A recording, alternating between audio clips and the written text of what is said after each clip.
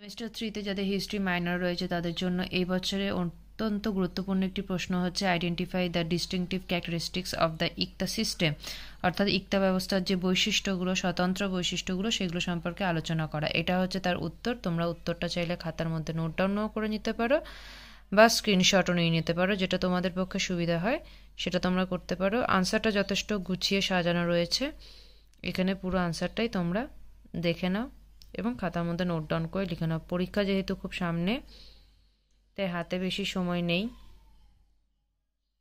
পুরো আনসারটাই এখানে দেওয়ার চেষ্টা করা হয়েছে।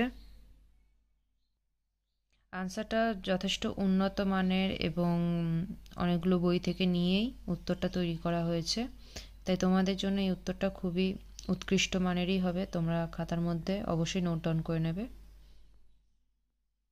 ভিডিওটা যদি তোমাদের ভালো লেগে থাকে তাহলে তোমরা সাবস্ক্রাইব করে দিও এবং চ্যানেলের পাশে থেকো, তাহলে আমার আরও বেশি সুবিধা হবে অনেক বেশি ভিডিও আপলোড করতে বা প্রশ্ন উত্তর দিতে। তোমাদের যদি কোনো প্রশ্ন প্রয়োজন হয় তোমরা সেটা কমেন্ট বক্সেই জানাতে পারো। আমাকে একজন জানিয়েছিল কমেন্ট বক্সে যে ইকতা প্রথা তার প্রয়োজন রয়েছে, তাই আমি আজকে এই ইকতা প্রথাটাই দেওয়ার চেষ্টা করলাম।